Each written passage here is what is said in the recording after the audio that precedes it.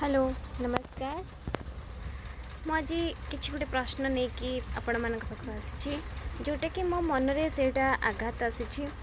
तो मुझे जनवाई चाहूँगी। फास्ट कथा है गोटे झील जो लव मैरेज करे किछि दिन पर्यंत से खुशी रे रुहे कि दुखरे रुहे जो दुखटा आसे से समस्त प्रकाश करे मु भल पाई बाहा कौन पाई एमती है कि मु खुशी तो पाइली दुख भी कहीं पाऊँ जिते ये प्रश्न जाए बाप घर से कहे ता बाप घर तक कहती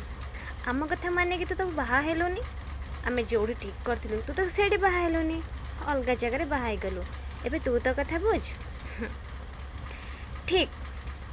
से झील को जदि तार बापा माँ बाहागर कर दे थांती ता जीवन में एमती हस खुशी आसी थाए नेक्स्ट टाइम पुणी दुख भी आसी थाए से कही थाए कि मोर दुख आसी कि सुख आसी ता घर जिते से कहे कांदी कांदी कहे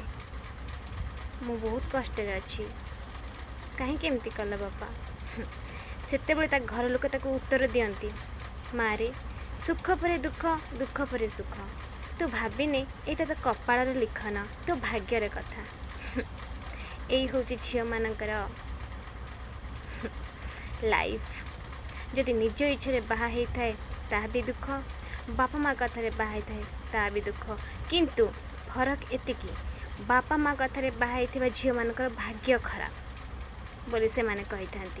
निज इच्छा झील बाहा कहती तू सब भूल करू आ तू तो दंड